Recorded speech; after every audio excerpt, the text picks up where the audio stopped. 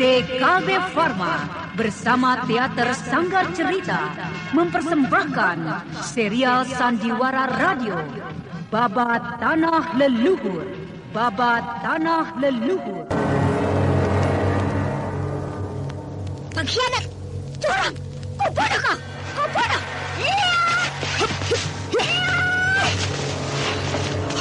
Oh iya, aku harus meninggalkan tempat ini dan kembali ke bawah sana. Ya, daerah kutukan nenek Randis ini harus kutinggalkan. Kau harus mati, laki-laki curang! Laki-laki bosan! Tempat itu masih belasan tombak dan tenagaku berdiri pun sedikit lagi. Aku akan berguling ke sana. Kau tidak akan bisa meninggalkan tempat ini. Kau harus mati. Kau hancurkan kau. Sebuah kisah kolosal dari tanah leluhur ratusan tahun yang silam, yang diwarnai dengan kekerasan, ambisi, keserakahan, iri dan dengki, serta cita-cita dan cinta anak manusia.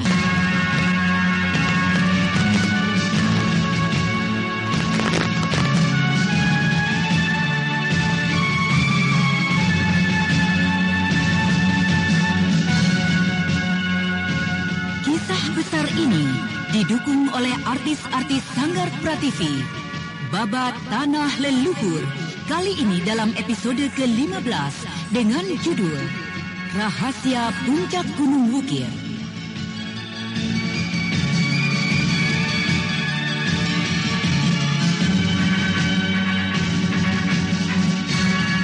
Naskah karya Peter Sponsen, teknik dan montase Yadi Enos, musik oleh Hari Sabar dengan sutradara Thomas Aki.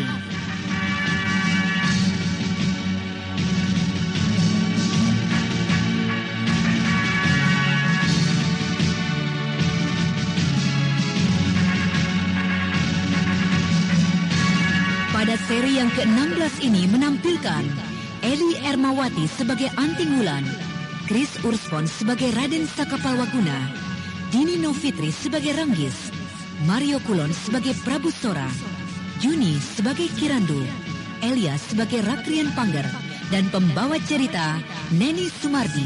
Selamat menikmati.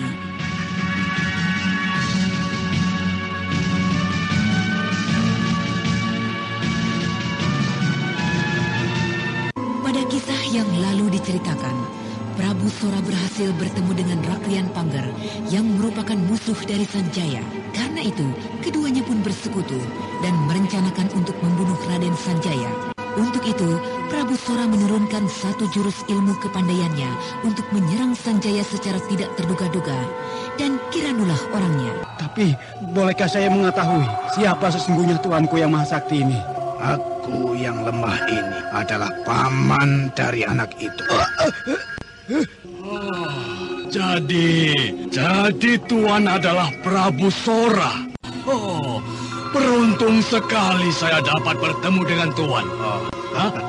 Sudahlah, tidak ada artinya basa-basi seperti itu. Sekarang marilah kita bicarakan urusan kita. Ya Tuan. Tolong berikanlah petunjuk pada saya. Nah, buang kembali racun yang tiada guna itu. Buang? Racun ini harus hamba buang? Iya, racun itu tidak ada artinya. Lalu, apakah yang akan kita lakukan untuk membunuh Prabu Sanjaya? Tusuk pinggangnya dengan sebuah pisau kecil. Hah? Bagaimana itu bisa, Tuanku Prabu Sora? Bisa. Seranglah Sanjaya dari jarak yang dekat dan tanpa diduganya. Dan aku akan memberikan satu jurus serangan yang dapat melenyapkan nyawa Sanjaya. Kau berikanlah jurus itu padanya. Ya. Baiklah. Mendekatlah Randu dan perhatikan baik-baik. Baiklah. Mendekatlah Randu dan perhatikanlah baik-baik gerakanku ini. Baik Tuanku Prabu Sora. Ayun pisau kecil yang telah kau cabut itu dari samping mengarah pinggang. Dan ketika refleksnya bekerja, justru yang terjadi adalah maut baginya. Lihat gerakan tanganmu yang lain ke arah yang berlawanan dengan gerak refleksnya. Sanjaya pasti akan semakin terkejut. Dan kau dapat teruskan gerak pisaumu itu untuk merobek perutnya. Lihat, gerak tanganmu yang tidak memegang pisau harus dapat mengejutkannya. Nah, ketika itu pukulanmu yang memotong gerak refleksnya mengarah ke samping tengkuk. Ini, arah ini. Iya. Saya mengerti, tuanku. Nah, coba kau lakukan. Baik. Ya, bagus. Bagus sekali, Randu. Tapi ingatlah, sedikit saja ada kecurigaan di dalam diri Sanjaya, kau pasti akan gagal. Karena itu, jangan terlalu tergesa-gesa. Pandai-pandailah membawa diri di hadapan anak itu. Ya, baik, tuanku. Saya akan berusaha berhati-hati. Dan aku akan lebih mendekatkan Randu dengan Sanjaya. Bagus, Randu. Iya, tuanku. Ada satu hal yang ingin kutanyakan kepadamu. Apa itu, tuanku? Mengapa kau bunuh pelayan warung tadi?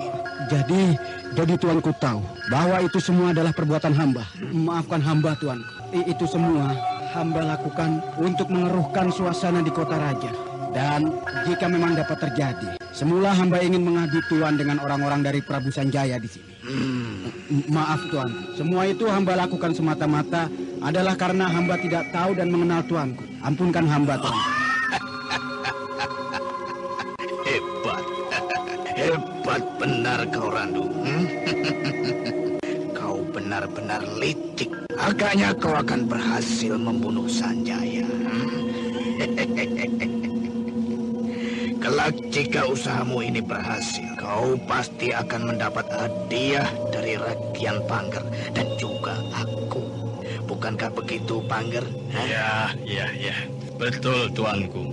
Aku akan memberimu hadiah jika kau berhasil membunuh Sanjaya, Randu. Hamba akan berusaha sebaik-baiknya, tuan. Jika begitu, aku pergi dulu, Pangger. Oh, hendak kemanakah, tuanku? Tinggallah di sini. Dan saya akan menjamin kerahasiaan Tuan selama tinggal di sini. Aku masih mempunyai urusan yang harus kuselesaikan. Pangger, apakah kau dapat memberi petunjuk padaku di mana letak Selogamping? Oh, Selogamping? Iya. Randu, bukankah kau tahu di mana tempat yang ditanyakan oleh Prabu Sora? Iya. Tentu saja saya tahu tempat itu. Di mana tempat itu, Randu? Katakan, cepat. Selogamping. Terletak di antara Gunung Wukir dan Merbang.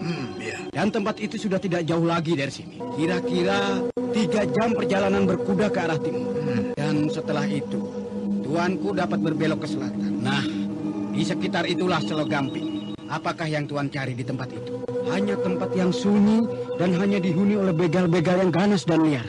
Begal-begal? Iya, akan tetapi begal-begal itu tidak berani mengganggu penduduk di sekitar tempat itu. Mereka itu beroperasi jauh di perbatasan Mandini dan bahkan di luar wilayah Mandini.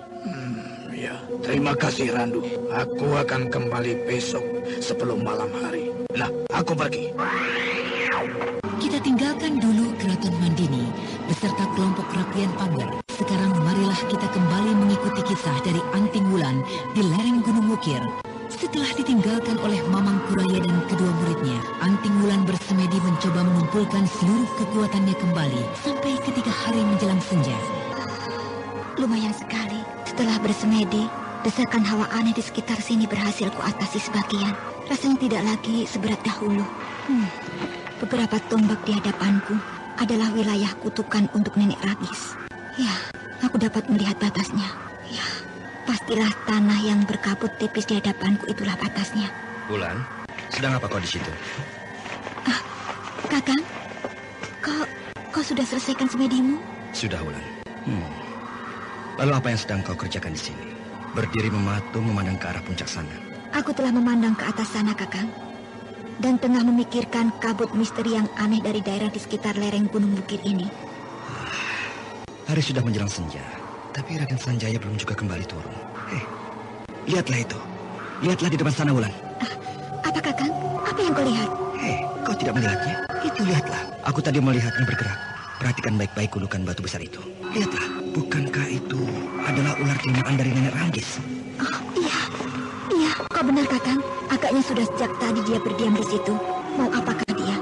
Tapi kelihatannya dia tidak akan mengganggu kita, Kakang. Belum tentu, Wulan. Kukira dugaanmu keliru. Apakah kau lupa cerita dari kakekmu?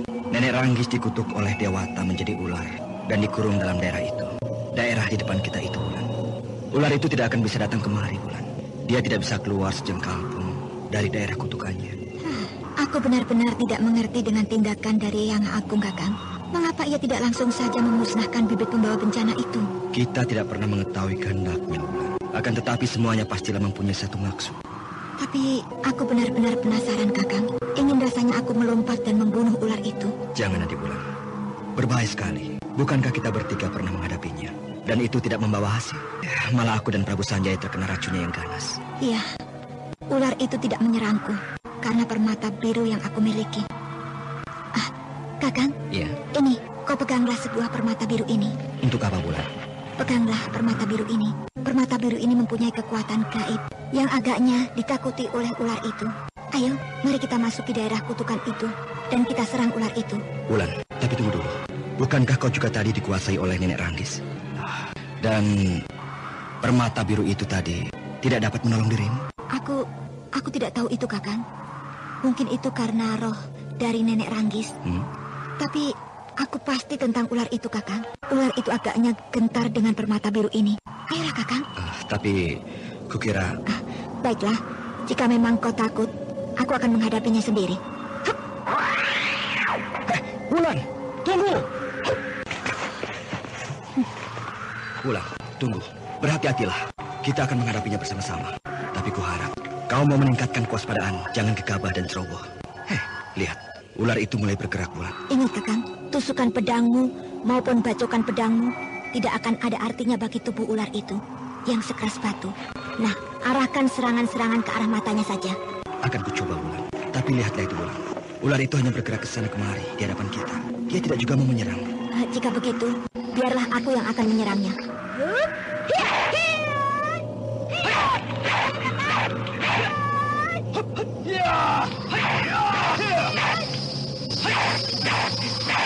Anting Wulan dan Raden Sakapalwaguna terus menyerang ular jelmaan Nenek Ranggis itu dengan derasnya.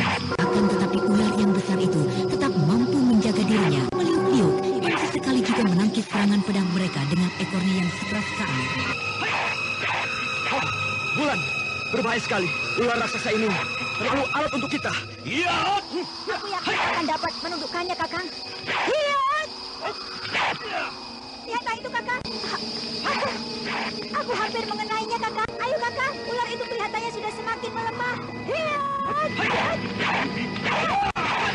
Agaknya setelah sekian lama bertempur, kelincahan ular itu menjadi semakin berkurang. Anting Wulan dan Raden Sakapalwaguna terus mempergencar serangannya, seakan-akan mereka berlomba dengan datangnya kegelapan malam. Ayo, terus perketat seranganmu, Wulan. Anda sekarang masih mendengarkan Sandiwara Radio di channel Memori 80. Ular itu menebarkan racunnya. Serang terus, Kakang. Kita akan berhasil. Jangan hiraukan racunnya. Kedua remaja itu terus menyerang ular jelmaan Nenek Ranggis itu. Akan tetapi, kegelapan malam yang mulai turun sebagian mengganggu pemusatan perhatian mereka. Sampai akhirnya...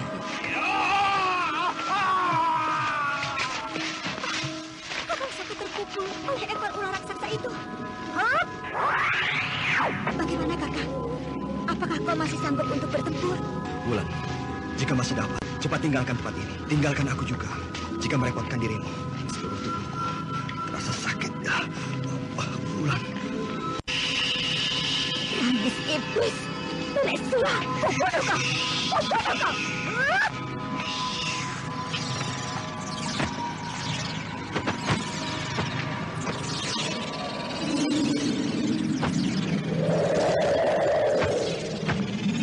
Ayolah. Ini saatnya aku mengadu nyawa dengan nenek dia.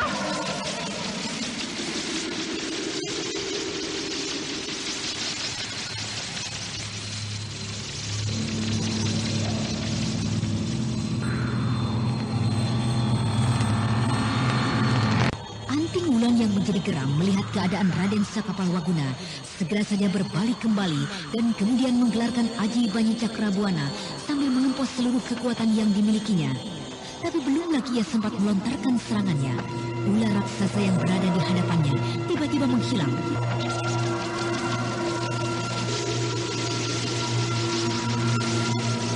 Iblis jelek itu menghilang. Apa yang harus aku lakukan sekarang? Nenek sial, keluarlah kau! Jangan nasib burukmu, nasib sialmu kau tumpahkan pada setiap orang. Ayo, keluar nenek jelek. Hadapi aku segera. Ayo, kita beradu. Untuk apa kau menggelarkan aji Banyu Cakrabuanamu itu, bocah?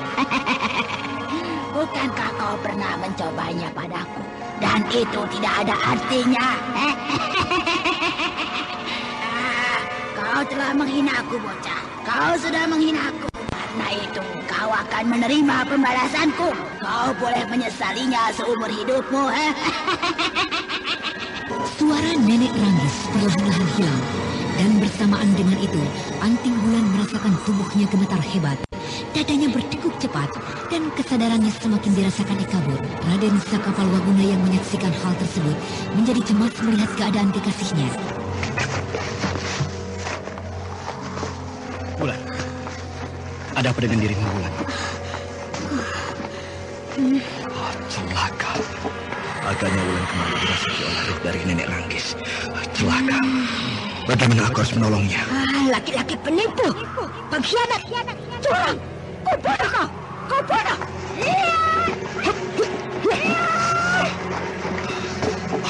Oh iya, aku harus meninggalkan tempat ini dan kembali ke bawah sana. Ya, daerah kutukan Nenek Ranggis ini harus kutinggalkan.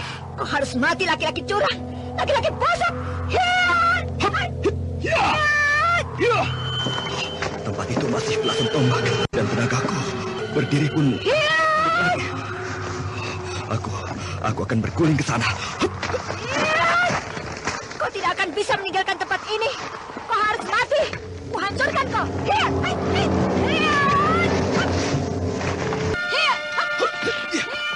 Laki-laki busuk, mampus kau.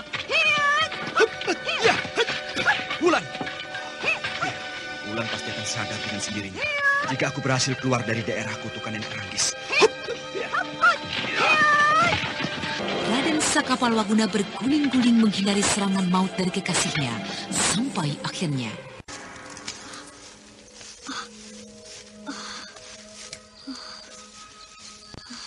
Bulan. Kakang, apa yang telah terjadi? Di mana ular setan itu? Dia telah menghilang. Dan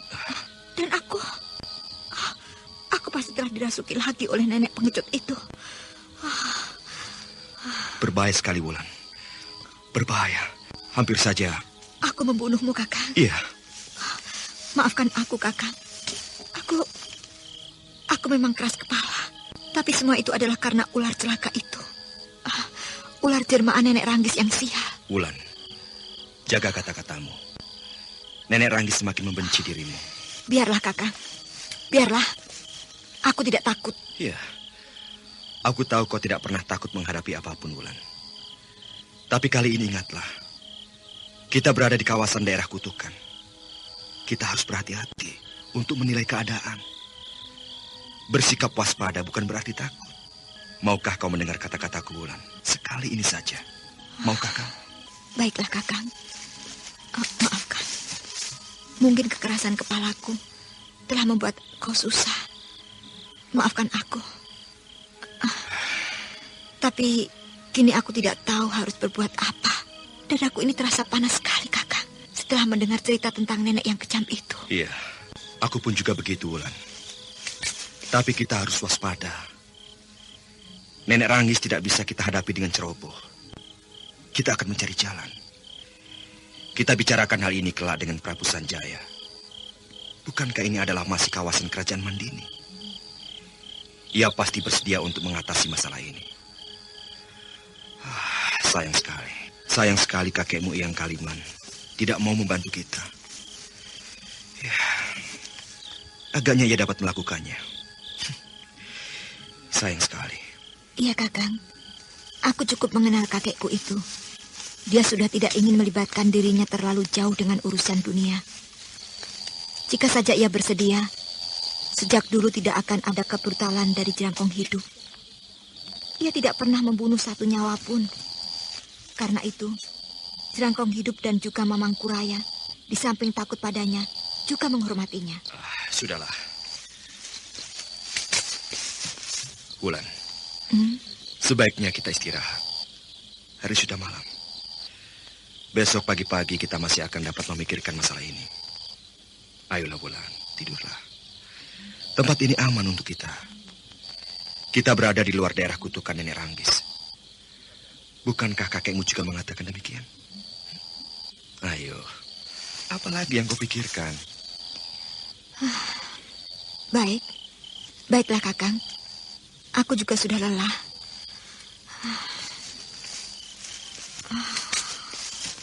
Tidurlah Wulan. Jangan berpikir macam-macam lagi. Iya Kakang.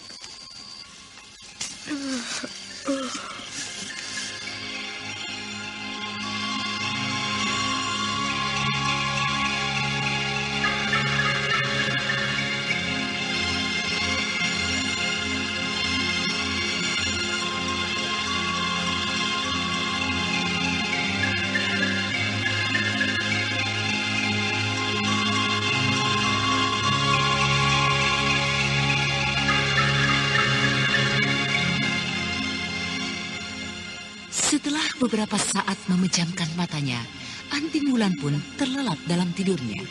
Sedangkan Raden Sakapal Waguna kemudian bangkit dan duduk bersila, bersemedi sambil berjaga-jaga, memusatkan seluruh perhatiannya. Ternyata pemuda perkasa itu tidak sampai hati membiarkan kekasihnya kembali mendapatkan celaka dalam tidurnya.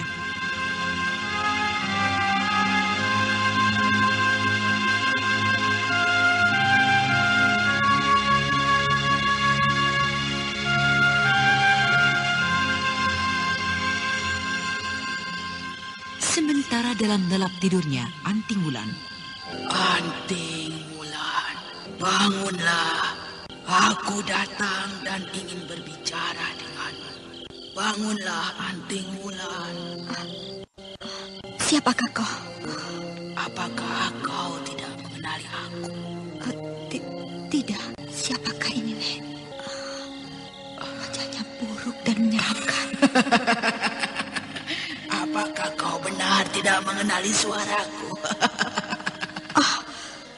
Suara itu seperti suara Nenek Ranggis yang tadi kudengar. Ya, suara itu aku ingat.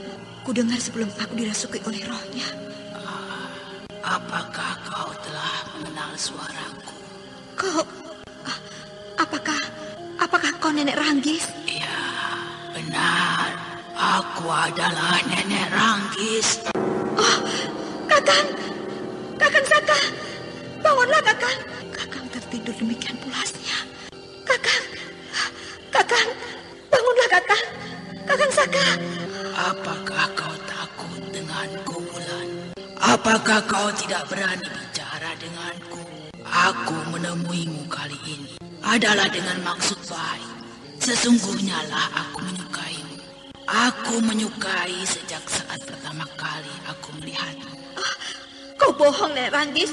Kau bohong. Jika kau memang menyukai diriku, tentu kau tidak akan menggangguku dan juga mengganggu Kakang Saka kekasihku. Kau dusta. Aku menyukaimu, Wulan. Sejujurnya aku menyukaimu. Walaupun kau telah menistaku sedemikian rupa, memakiku dengan sebutan dan kata-kata yang menyakitkan. Ya, menyakitkan hatiku.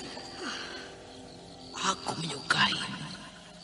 Karena itu aku akan memberikan sesuatu untukmu. Sebagai tanda persahabatanku. Persahabatan kita.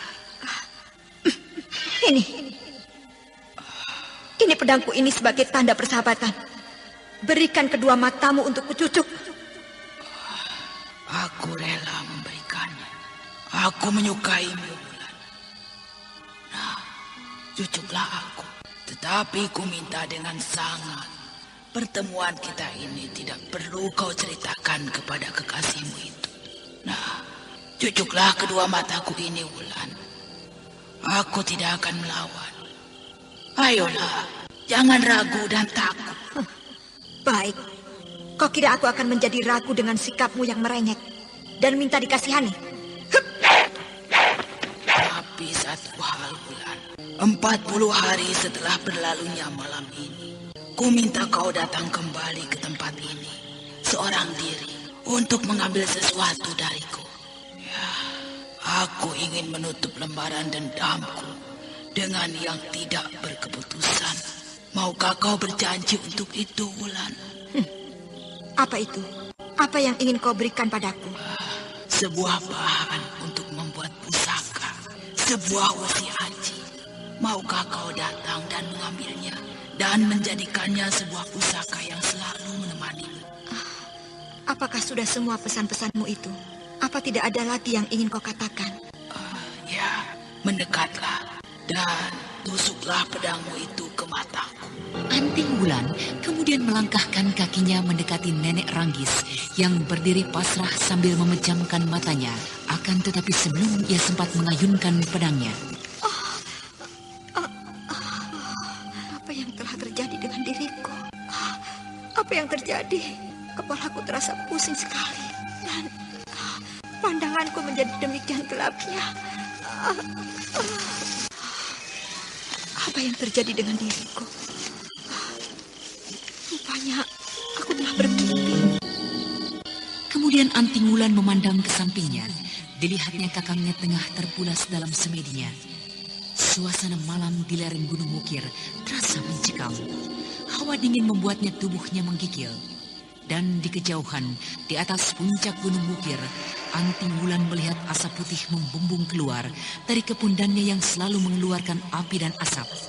Dan ketika gadis itu kembali menebarkan pandangannya ke muka, ke arah gelapnya bebatuan, darahnya tersirap. Apa itu? Cahaya. Sepasang cahaya kemilau di depanku. Iblis. Ular itu hadir kembali. Aku akan bangunkan Kakang Saka. Laksanakanlah keinginanmu itu, Wulan. Cabutlah pedangmu dan tusuklah kedua mataku ini. Jadi kau telah merasuk ke dalam mimpiku. Aku hanya mengharapkan persahabatan darimu, Wulan. Mengapa Kakang Saka masih tertidur? Apakah ia telah terkena pengaruh dari sirap iblis wanita itu? Ayolah, Wulan. Kau kira aku takut? Ayo, Wulan. Tusuklah mataku.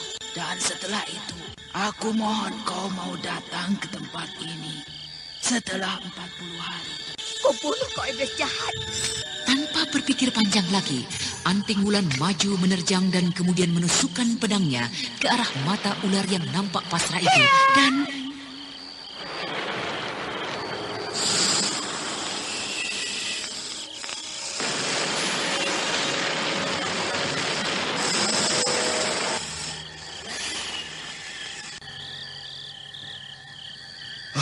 Wulan, apa yang telah terjadi?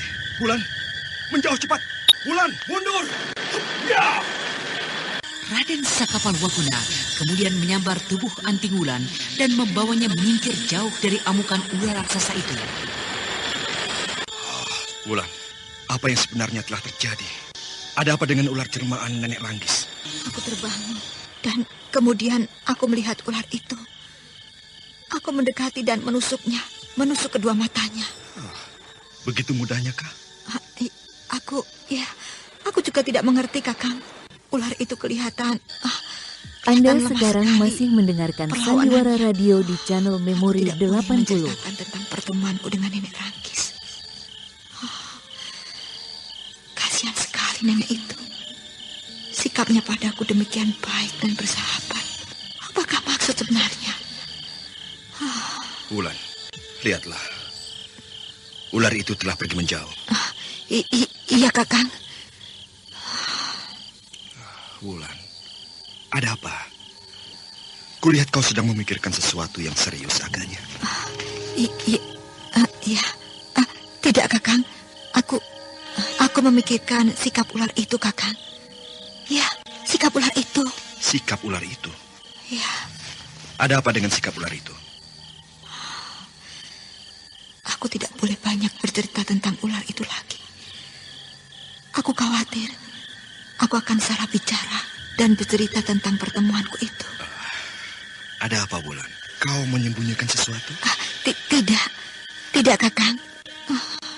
Aku berdosa telah menyembunyikan kisah pertemuanku dengan Nenek Ranggis. Bulan, ada apakah? Apa sebenarnya yang mengganggu pikiranmu? Ayo, ceritakanlah. Tidak, Kakang. Tak ada yang perlu aku ceritakan. Sudahlah, Kakang. Hari masih tengah malam. Sebaiknya kita lanjutkan tidur kita. Mari, Kakang. Ya, sudahlah. Jika begitu, tidurlah. Apalagi yang sebenarnya telah terjadi. Pasti telah terjadi sesuatu dengan adikku Wulan. Aneh sekali, aku dapat tertidur. Padahal aku tengah berjaga-jaga. Semoga saja tidak terjadi sesuatu yang serius yang dapat mengganggu. Kak, berhenti Kak. Ayolah adik Purbaya. Bukankah tidak ada apa-apa lagi? Nenek Ranggis itu pasti tidak akan mengganggu kita lagi. Kita akan naik bersama-sama. Tunggulah. Raden Purbaya terus memanggil-manggil Cempaka. Sementara itu Mamang Kuraya yang mengejarnya di belakang tidak juga berhasil melampaui muridnya Raden Purbaya. Langkahnya dirasakan semakin berat sampai akhirnya. Purbaya! Kakek! Kak! Balik, Kak! Apa yang telah terjadi, Kek? Kenapa kakek sampai terjatuh seperti ini? Ayo, bangkitlah, Kek. Kita terus naik mengejar Cempaka. Kau benar-benar hebat, cucu. Kalian berdua ternyata benar-benar merupakan titisan darinya. Kekuatan itu benar-benar ada dalam tubuh kalian. Naiklah terus ke puncak Gunung Ukir ini jika kau memang ingin. Naik dan berdoalah bagi keselamatan dunia. Kau akan berhasil. Dan kekuatan itu pasti akan melindungi dirimu. Kau bicara apa, Kek? Apa yang terjadi dengan diri kakek? Tidak ada satu kekuatan wajar yang dapat menembus tirai kekuatan menuju puncak Ukir. Dan itu juga termasuk aku. Aku tidak dapat meneruskan lagi. Kekuatanku serasa hilang sama sekali. Kakiku tidak dapat kugerakkan lagi. Jika begitu, biarlah saya coba untuk menyalurkan kekuatan tenaga sakti saya, Kek. Tidak perlu. Tidak perlu, Purbaya. Udara dan tirai ini merupakan benteng bagi manusia untuk sampai ke puncak sana. Kau tidak perlu khawatirkan keadaanku. Aku tidak akan tewas karena udara dan hawa aneh di sini. Pergilah naik. Dan kejarlah Cempaka. Aku tidak apa-apa. Tapi, biarlah saya bantu kakek untuk duduk bersandar di batu itu. Iya. Sudahlah. Sekarang pergilah kau. Kejar dan cari Cempaka. Baiklah, Kek.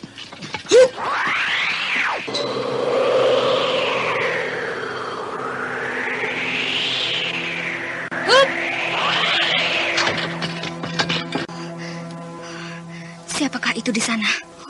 Duduk bersandar di bebatuan. Hei, rupanya manusia sombong itu. Biar akan kulihat apa yang sedang diperbuat olehnya.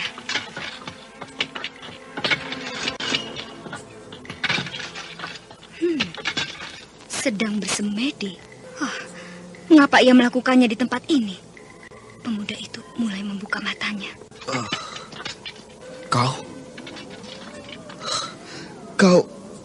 Kau mampu naik ke tempat ini? Apakah kau kira aku tidak mampu naik hingga ke atas puncak itu?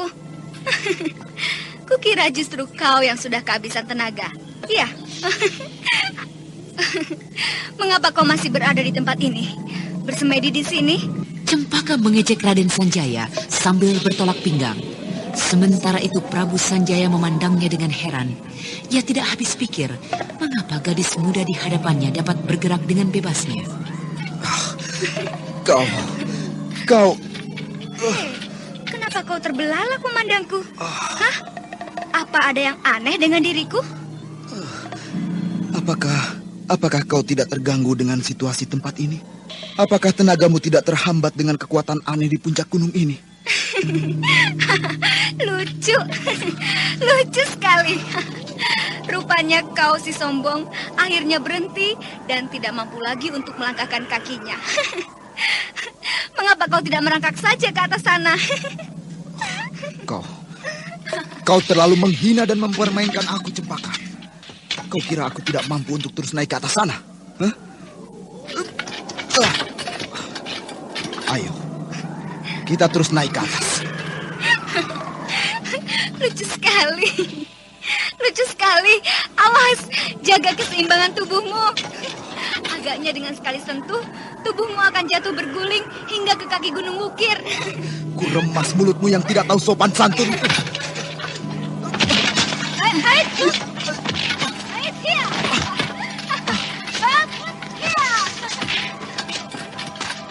Cempaka berkelit dan berputar, mempermainkan Prabu Sanjaya yang tidak mampu lagi untuk menerapkan seluruh aji kesaktiannya.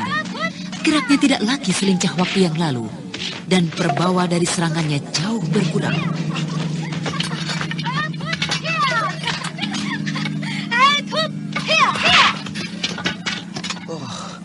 Aku tidak mungkin menghadapi anak ini di tempat ini. Iya. Lucu sekali. Hilangnya kepandaianmu itu ternyata tidak diiringi dengan sikap sombongmu. Aneh sekali. Mengapa gadis ini tidak terpengaruh oleh kekuatan aneh di sini?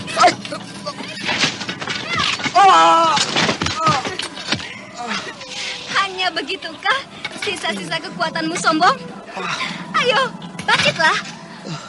Atau kau kini menyerah dan menyatakan takluk, mengaku kalah? Kau. Ayo, berdirilah. Ayo, bangkitlah Sanjaya si sombong. Kak Cempaka, apa yang sedang kakak perbuat di sini? Hei, melihat badut itu, lihatlah adik Purbaya. Sanjaya si sombong itu kini demikian lemahnya. Kak Cempaka, jangan bertindak seperti itu. Maafkan Kak Cempaka, tuanku. Mari, saya bantu tuan untuk bangkit. Tidak perlu Purbaya. Aku dapat bangkit sendiri. Aku tidak mau kau hina seperti seekor anjing yang hina. Biarkan saja adik Purbaya. Sekaranglah saatnya kita membalaskan sikap sombongnya dahulu. Kakak tidak boleh bersikap seperti itu. Raden Sanjaya adalah seorang maharaja, seorang mahaprabu. Akan tetapi, engkau juga adalah seorang maharaja. 4 kerajaan di tanah Pasundan telah menyatakan takluk dan berserah diri. Karangsedana kini bukan lagi kerajaan kecil yang dapat dilecehkan. Kak Cempaka. Maafkan aku, adik Purbaya. Maafkan aku. Aku hanya tidak ingin ada seorang pun yang menghina engkau. Siapapun dia. Kak Cempaka, aku tidak ingin ada sikap seperti itu di dalam diri Kak Cempaka. Mintalah maaf pada tuanku Sanjaya. Tidak, adik Purbaya. Kak Cempaka, buang jauh-jauh sikap seperti itu, Kak. Sikap sombong yang ingin merendahkan orang. Sikap tersebut dapat menimbulkan angkara. Dan lagi, orang yang kini Kak Cempaka hadapi adalah maharaja di tanah Pasundan. Maharaja Galuh. Mintalah maaf padanya, Kak. Tapi kakak tentu mau bersikap lebih benar.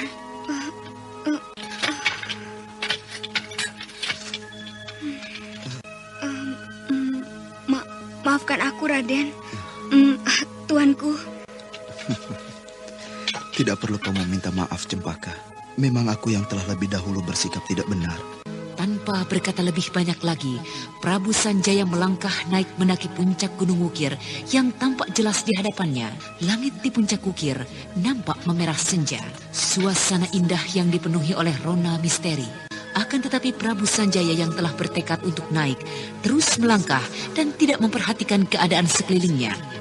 Melangkah naik dan langkah yang gontai. Sementara itu Raden Purbaya dan Cempaka mengikutinya dari belakang memperhatikan keadaannya.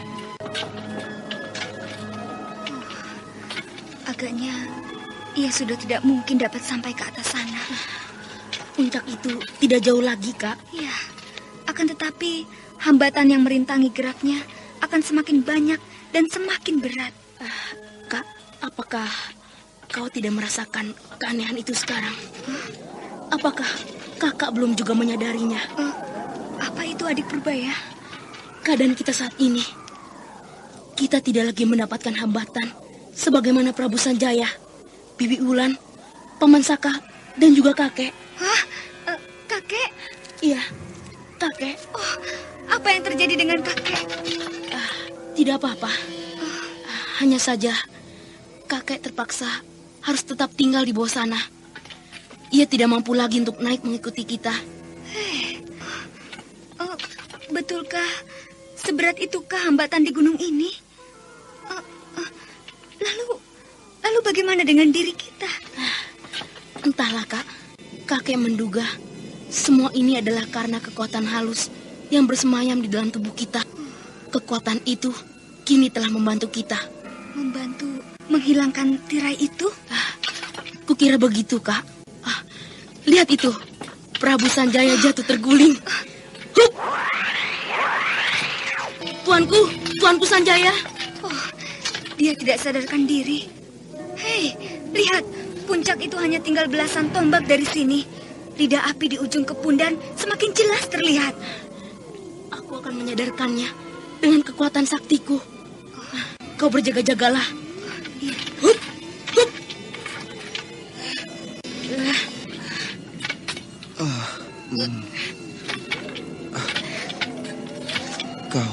Kau Purbaya. Bersiaplah, Raden. Saya akan mencoba menyalurkan kekuatan sakti saya. Mudah-mudahan Raden akan menjadi segar.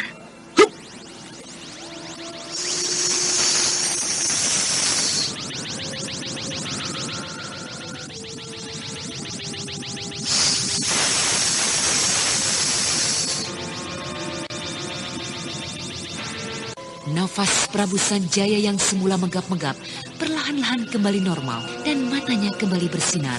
Dan Purbaya terus menyalurkan kekuatan saktinya sampai akhirnya. Cukup Purbaya. Tubuhku kini terasa segar kembali. Terima kasih Purbaya. Sebaiknya Tuanku beristirahat dan mengembalikan kekuatan Tuan. Tidak Purbaya. Tidak akan ada artinya.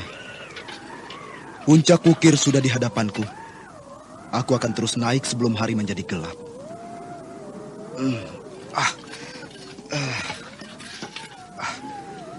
Terima kasih atas pertolonganmu, Purbaya. Hati-hati, Tuanku.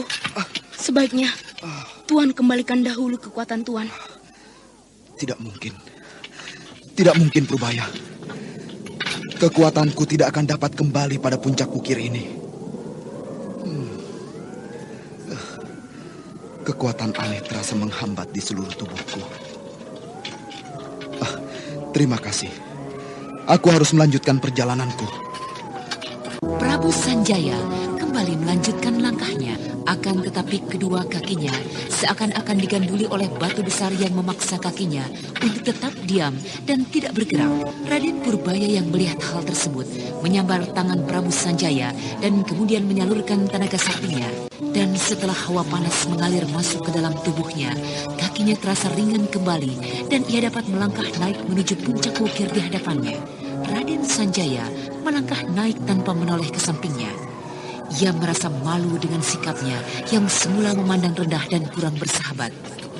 Prabu Sanjaya melangkah dan terus melangkah, sampai akhirnya ia tidak di tanah datar di puncak Wukir. Dan di hadapannya terlihat lidah api yang diselubungi asap tebal menjilat naik ke atas.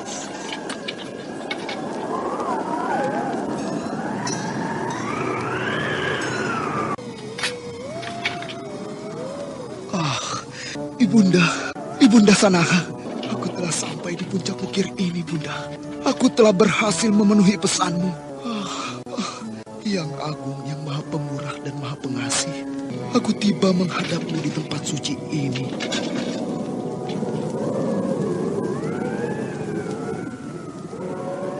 Prabu Sanjaya segera menjatuhkan diri, berlutut dan memandang jauh ke angkasa raya. Seakan-akan mengikuti asap gunung Wukir yang melayang tinggi. menembus angkasa raya yang mulai diwarnai oleh gelapnya sang dewa malam. Suasana sekitar kebun dan wukir demikian senyap dan mencekam. Di samping Raden Purbaya dan Cempaka yang bersujud, Prabu Sanjaya bersembahyang memuja dan memuji Hyang Agung penguasa jagat raya. Dan beberapa saat kemudian, ia pun melontarkan permohonannya dengan suara yang bergetar. Hyang Agung penguasa jagat raya dan seluruh isinya. Hyang Agung yang maha pemurah dan penyayang. Aku Sanjaya datang menghadapmu. Aku datang memohon karunia dan restumu. Aku mohon agar engkau memberikan kekuatan padaku untuk menjadi wakilmu menguasai jagat ini. Berilah aku kekuatan untuk semua itu. Dan aku berjanji, aku akan memerintah jagat ini dengan sebaik-baiknya. Aku akan menjadi wakilmu yang utama di atas dunia ini. Berilah aku kekuatan, wahai Hyang Agung. Berilah aku kekuatan untuk itu.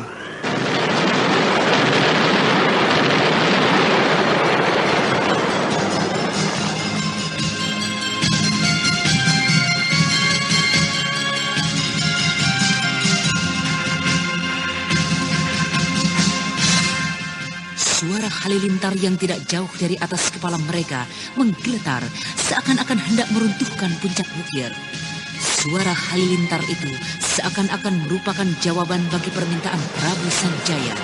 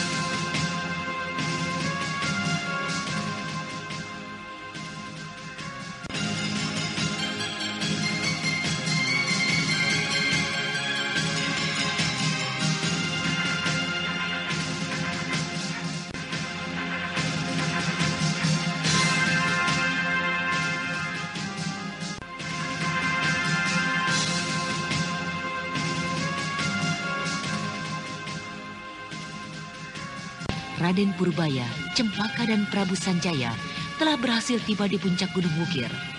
Dan di atas puncak gunung yang penuh dengan misteri itu, Raden Sanjaya bersujud dan memohon pada Hyang Agung untuk memberikan restu dan kekuatan padanya agar bisa menjadi wakil Dewata Agung untuk menguasai dunia. Aku datang memohon karuniamu, memohon restumu.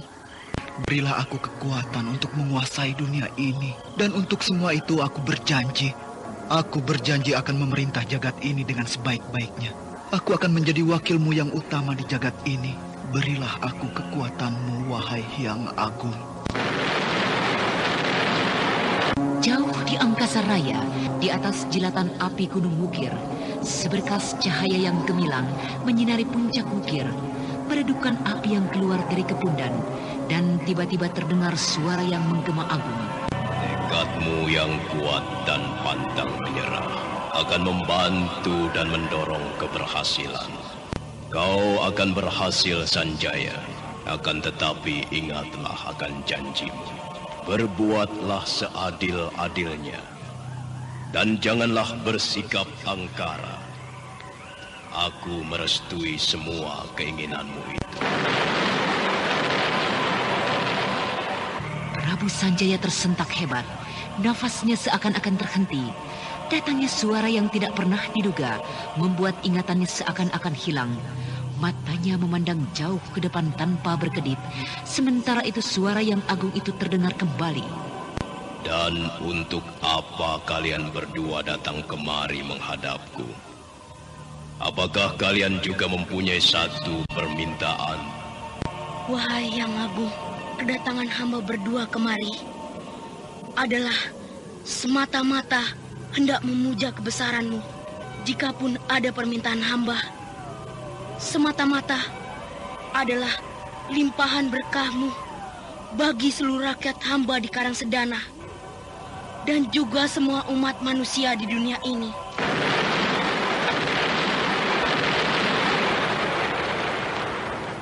Garis kehidupan bagi seluruh umatku telah aku tentukan. Bagimu dan juga bagi Sanjaya, kembalilah kalian dan tinggalkanlah puncak Gunung Wukir ini. Raden Purbaya dan Cempaka segera bersujud, dan beberapa saat cahaya gemilang di angkasa raya itu menghilang. Kembali kesunyian meliputi seluruh puncak Wukir. Gelora api yang menggemuruh dari kepundan Wukir mengiringi suasana yang mencekam di sekitar tempat tersebut. Bersamaan dengan lenyapnya cahaya gemilang di angkasa raya, kesadaran Prabu Sanjaya datang kembali. Apa yang baru saja terjadi di tempat ini? Apa itu? Bukankah itu Raden Purbaya dan Cempaka? Apa yang terjadi dengan dirinya? Mengapa tubuhnya bersinar mengeluarkan cahaya yang gemilang? Siapakah sebenarnya mereka itu? Cahaya itu lenyap kembali. Tuanku Sanjaya, marilah saya bantu Tuan untuk berdiri dan kembali ke lereng gunung ini. Tuanku akan menjadi sehat dan seluruh kekuatan Tuan akan datang kembali. Terima kasih. Terima kasih Purbaya. Mulai saat ini, kalian berdua jangan lagi memanggil aku dengan sebutan tuanku. Aku malu menerima sebutan itu. Kalian adalah orang yang bijaksana. Kalian berdua kelak akan menjadi seorang yang maha bijaksana. Dan aku percaya itu. Sudahlah tuanku, jangan berkata seperti itu. Yang Agung adalah yang maha bijaksana. Kita manusia hanya dapat berupaya dan berbuat semaksimal mungkin ke arah itu. Purbaya, Cempaka, jangan panggil aku lagi dengan sebutan tuanku. Panggillah aku dengan sebutan kakang. Panggillah aku dengan sebutan itu jika kau memang suka. Jika kau memang berkenan. Tapi apakah tuanku tidak merasa direndahkan dengan panggilan seperti itu? Jangan berkata begitu, Purbaya. Adi Purbaya, aku tahu kau adalah calon manusia utama di atas bumi ini. Aku justru merasa bangga dapat mempunyai saudara seperti Anda dirimu. sekarang masih mendengarkan Sandiwara Radio di channel Memori 80. Tentu saja, Kakang Sanjaya. Tentu saja. Terima kasih. Terima kasih Adi Purbaya. Dan bagaimana denganmu, Cempaka? Cempaka, bagaimana denganmu? Saya beruntung sekali mendapat limpahan kebaikan dari Kakang Sanjaya. Terima kasih. Terima kasih Purbaya, Cempaka. Sekarang, kau dengarlah janji dan sumpahku. Aku dan juga anak cucuku kelak tidak akan pernah mengganggu dan mengusik Karang Sedana. Aku akan menguasai bumi ini. Aku akan berusaha untuk mensejahterakan bumi ini. Memerintah tanah Jawa, Nusantara, dan bahkan mancanegara. Akan tetapi secuil bumi Karang Sedana tidak akan pernah kuganggu. Dan bahkan seluruh tanah Pasundan akan kuserahkan padamu, Purbaya. Kakang Sanjaya. Aku akan memulai memerintah dari kerajaan Mandini di sekitar Gunung Bukir ini. Dan aku akan meluaskannya ke arah timur dan menyeberang jauh keluar Jawa. Tetapi ku tegaskan sekali lagi.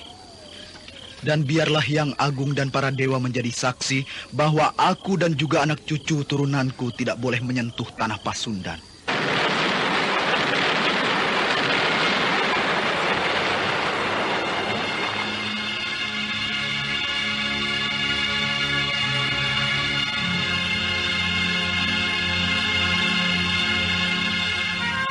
Halilintar menggelegar seakan-akan menjadi saksi dari sumpah Prabu Sanjaya.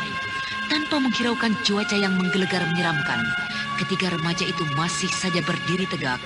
Dan beberapa saat kemudian terlihat di antara sambaran kilat dan temaram cahaya api, Prabu Sanjaya memeluk erat-erat tubuh Raden Purbaya yang telah menjadi saudara mudanya. Dan beberapa saat kemudian, ketika hujan turun dengan derasnya, mereka mulai menyadari suasana di sekitarnya.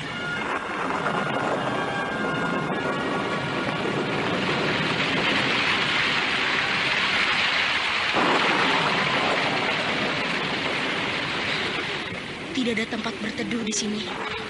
Sebaiknya kita segera turun ke lereng saja. Kita akan menemukan pohon lebat untuk bernaung. Benar. Marilah Kakang Sanjaya. Awas, berhati-hatilah Kakang. Biarlah aku memapahmu hingga beberapa belas tombak di bawah puncak ini. Dan di tempat itu, aku yakin kekuatanmu akan kembali lagi. Mari.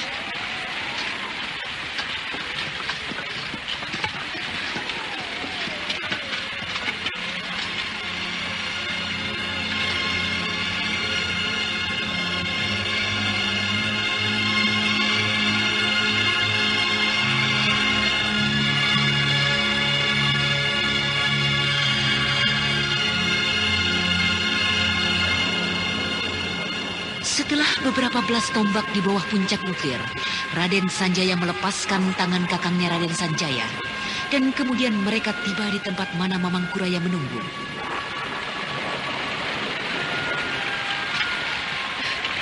Sebentar, Kakang. Aku akan mencari kakek yang kutinggalkan di sekitar tempat ini. Oh, kau itu kah di sana, Purbaya? Oh, kakek. Ya, ini kami. Aku bersama dengan Cempaka dan Kakang Sanjaya. Oh, kalian basah kuyup kehujanan. Iya. Kakek, apakah kakek berkeberatan untuk turun saat ini? Oh, tidak. Tentu saja tidak. Sudah lama aku tidak berhujan-hujanan. Ah, ayolah. Ayo. Mari, saya bantu, Kek. Ah, tidak perlu, Cempaka, tidak perlu. Ah, jika hanya untuk merangkak turun ke bawah, aku masih sanggup. Ayolah.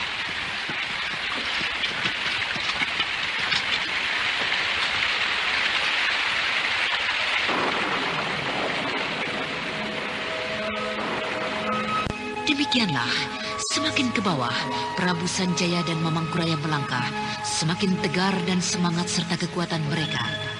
Akan tetapi sebaliknya yang terjadi dengan Raden Purbaya dan Cempaka adalah semakin menjadi lemah. Dan ketika mereka tiba di tempat mana Anting Wulan dan Raden Sakapal Waguna menunggu, Raden Sanjaya dan Cempaka mulai tak dapat lagi menguasai diri mereka.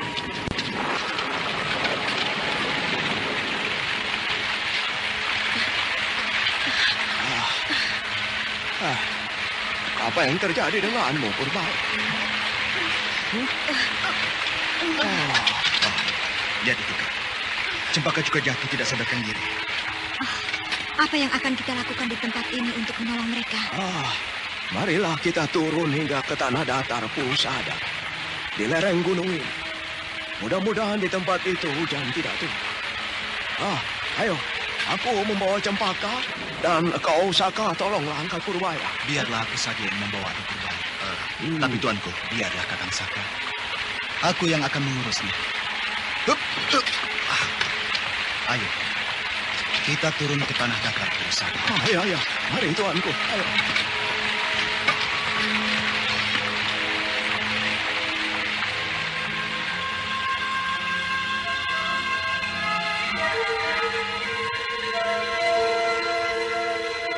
Dan sebelum mereka tiba di tanah datar Purusada. Untunglah benar dugaanku. Hujan sudah tidak turun di tempat ini. Marilah kita terus turun ke tanah datar Purusada. Mungkin kita akan menemukan tenda untuk menghangatkan kedua anak ini. Hei, tunggu! Siapakah? Oh, kakek. Yang manakah Prabu Sanjaya yang pernah kau katakan dulu padaku, kek? Siapakah orang ini, kek? Salah seorang rakyat, tuanku. Oh, jadi tuankulah junjungan hamba yang baru. Terimalah sembah dan sujud hamba. Maaf, aku tidak mempunyai banyak waktu, anak muda. Aku mempunyai urusan yang sangat penting. Marilah kita turun.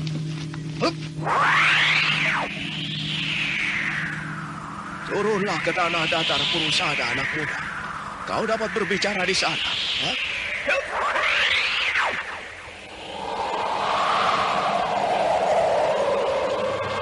Setiba di tanah datar Purusada, Prabu Sanjaya dan rombongannya menemukan 3 buah tenda yang cukup besar.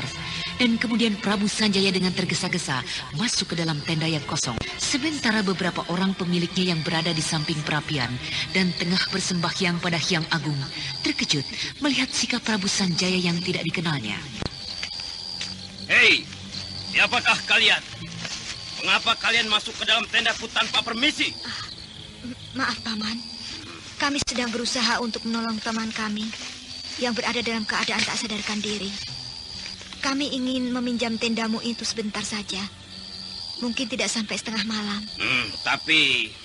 Iya. Baiklah. Kalian dapat memakainya. Terima kasih, Paman. Dewata Agung kelak akan membalaskan kebaikan Paman. Anting Bulan kemudian masuk ke dalam tenda yang cukup besar dan memeriksa keadaan cempaka. Sementara itu Prabu Sanjaya sudah mulai menyadarkan Raden Purbaya.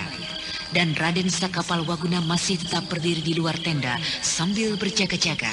Sementara itu dari kejauhan, di kegelapan malam terlihat sesosok tubuh berlari menuruni lereng Gunung Wukir dan tiba di tanah datar Purusada.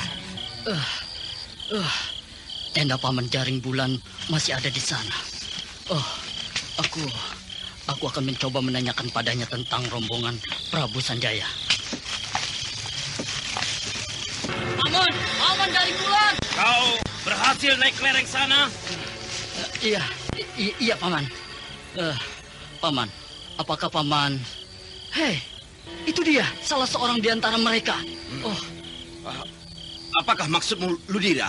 Apakah Paman melihat kawan-kawan laki-laki itu? Itu laki-laki yang berdiri di muka tenda, Paman.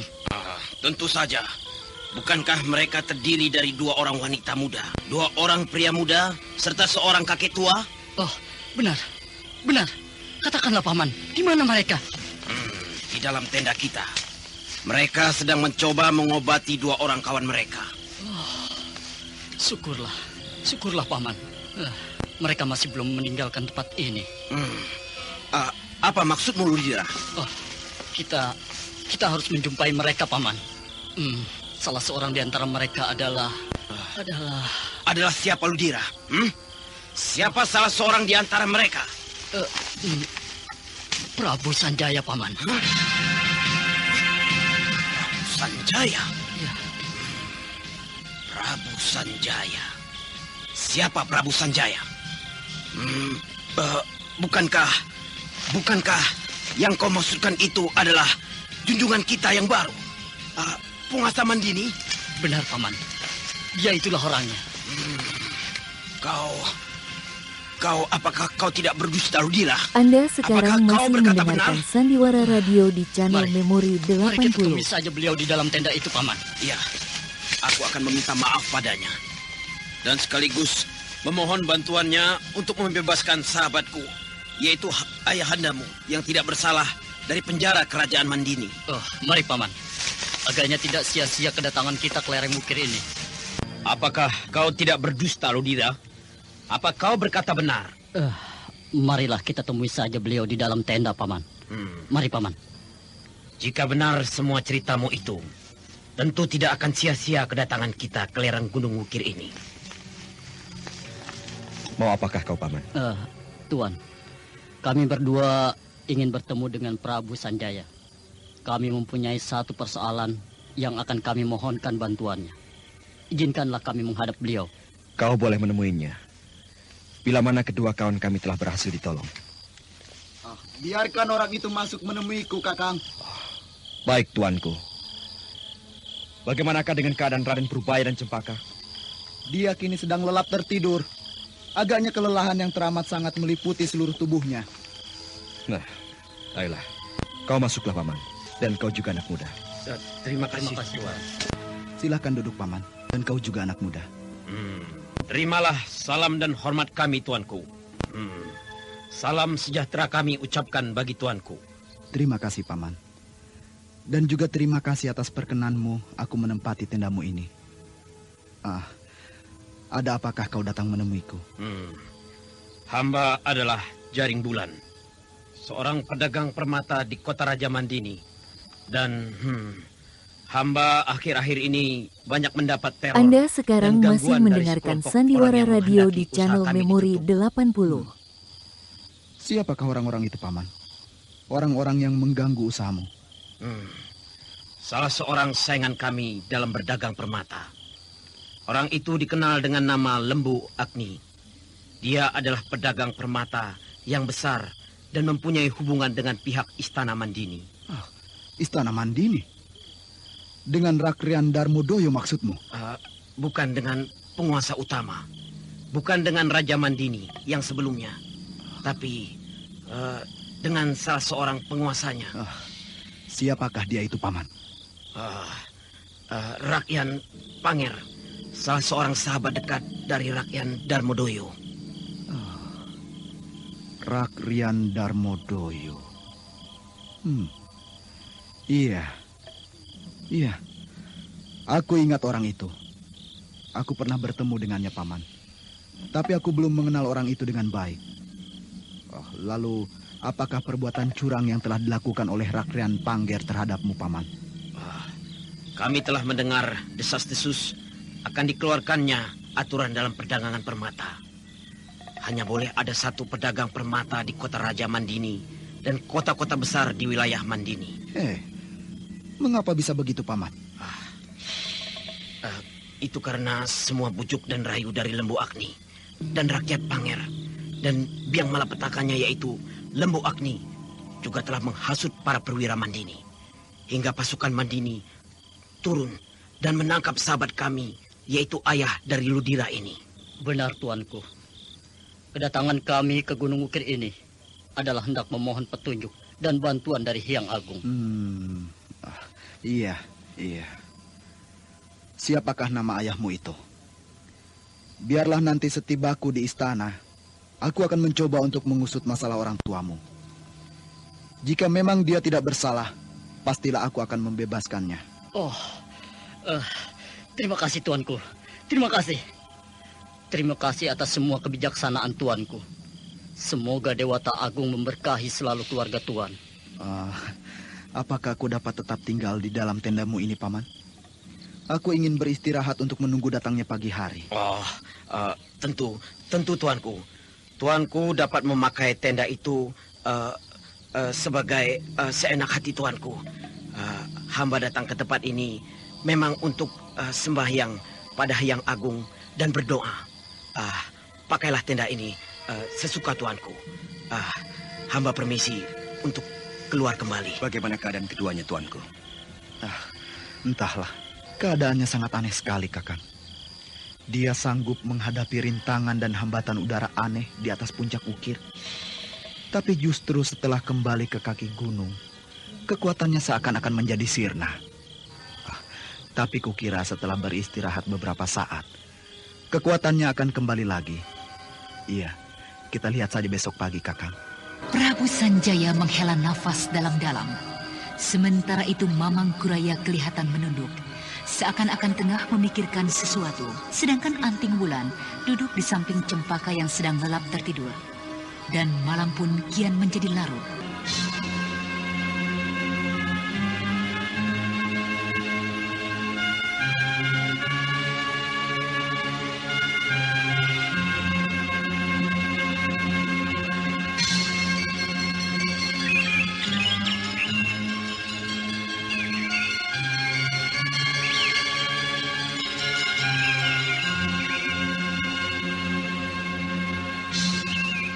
Dan pada pagi harinya, bagaimana keadaanmu, Purbaya, Cempaka? Cukup segar, Kek. Tapi... Iya, tapi saya merasakan tenaga saya tidak seperti biasanya, Kek. Rasanya jauh berkurang. Benar, Kek. Saya merasa demikian juga. Kenapa jadi tiba-tiba seperti ini? Kemarin kau telah memaksakan diri, mengeluarkan tenaga yang sangat berlebihan, tenaga cadanganmu. Bahkan kekuatan itu juga telah membantu kalian. Kekuatan itu belum secara sempurna menyatu dengan dirimu. Karena itu, kelelahanmu itu mungkin adalah karenanya. Karena pengerahan kekuatan yang berlebihan itu.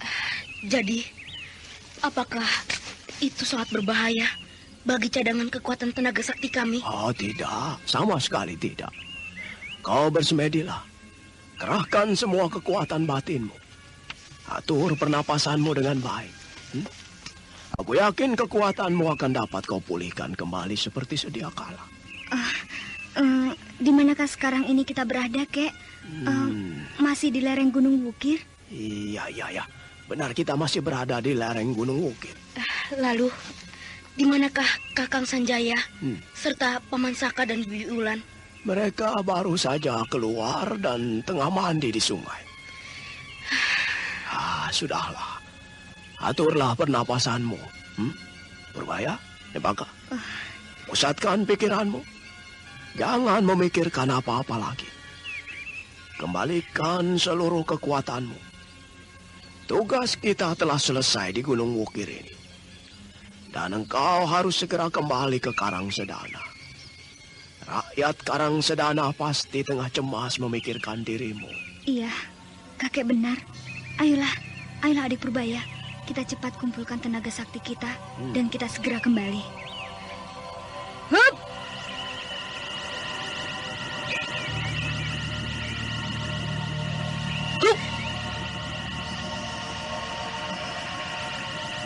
Beberapa saat kemudian, setelah membasuh diri di sungai, Raden Sakapalwaguna, Anting Wulan dan Prabu Sanjaya kembali ke tenda mereka.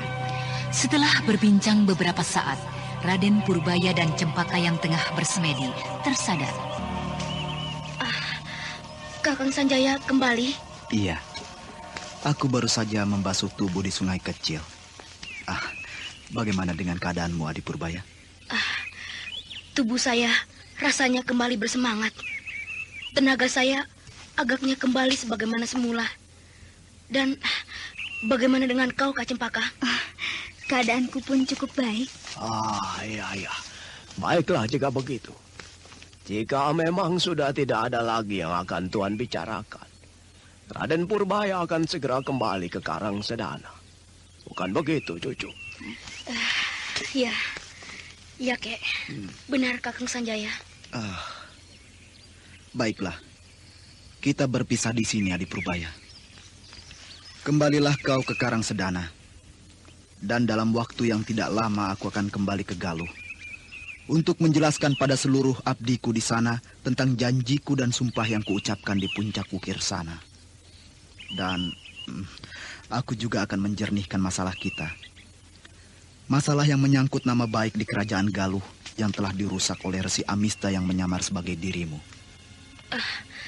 Terima kasih, Kakang. Janjimu terlalu berlebihan. Aku khawatir tidak sanggup menerima limpahan kebaikanmu itu. Aku yakin pada dirimu, Adik Purbaya. Nah, kembalilah jika memang kau ingin kembali, Adi Purbaya.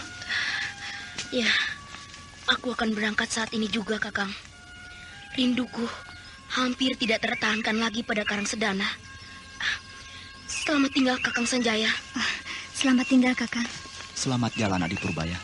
Adi Cempaka.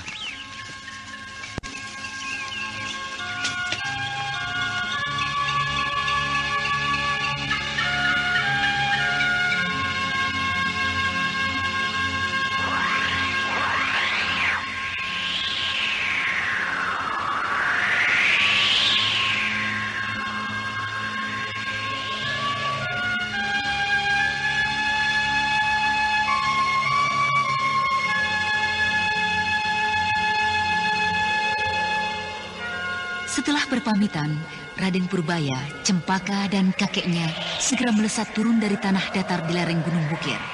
Mereka berlari cepat menuju arah barat kembali ke Karang Sedana.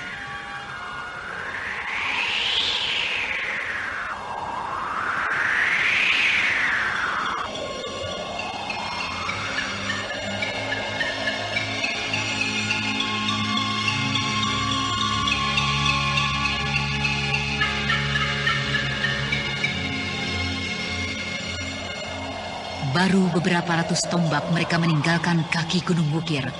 Mamang Kuraya yang tengah berlarian bersama dengan kedua muridnya itu tiba-tiba kembali mengerang dan jatuh bergulingan. Kakek, Kek, ada apa, Kek? Apa yang terjadi dengan kakek?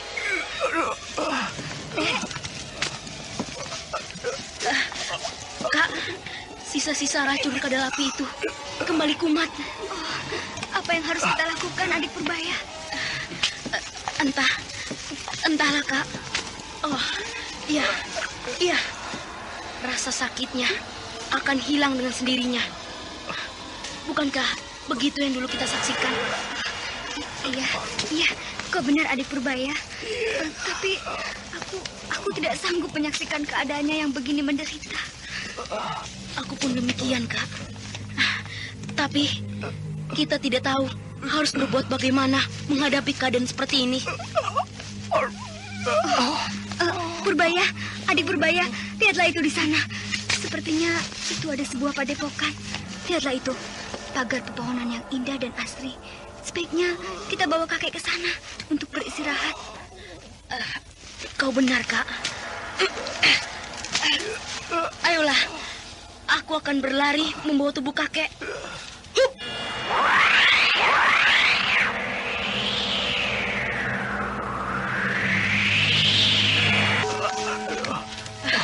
Itu ada orang di sana. Paman, apakah kami bisa mendapat tempat pemondokan sebentar saja untuk beristirahat dan mengobati penyakit kakek kami ini? Tentu saja, Nona. Mari ikuti aku. Terima kasih. Aku akan menunjukkan tempat untuk kalian.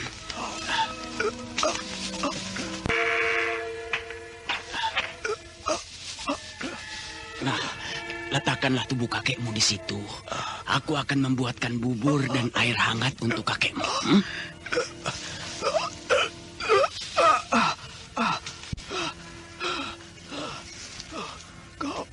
Kau Purbaya, Cempaka. Kakek sudah sembuh.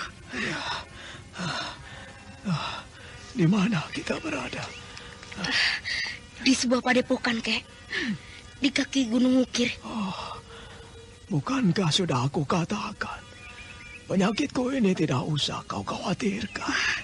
Tapi saya tidak tahan melihat keadaan kakek yang menderita dan seakan-akan hilang kesadaran.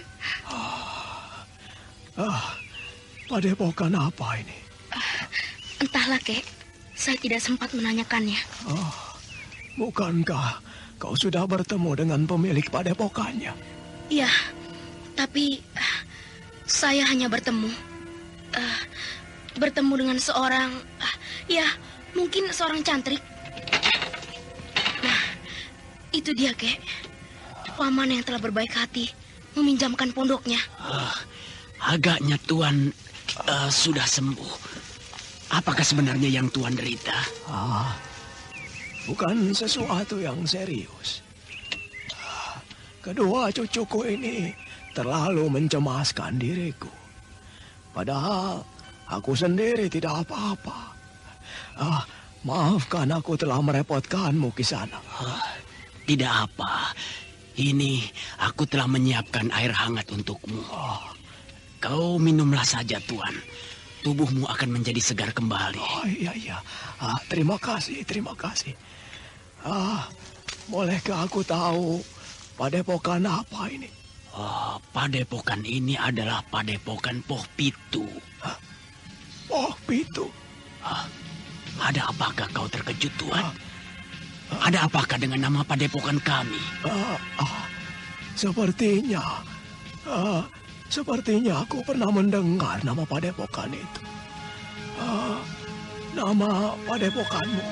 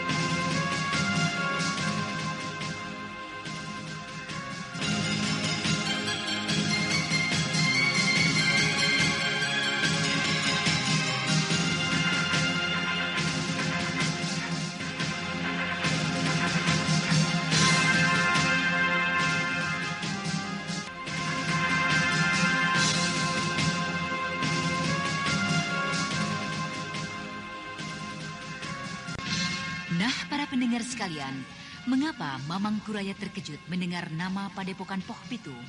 Untuk mengetahui jawabannya, ikutilah kisah Babat Tanah Leluhur ini dalam episode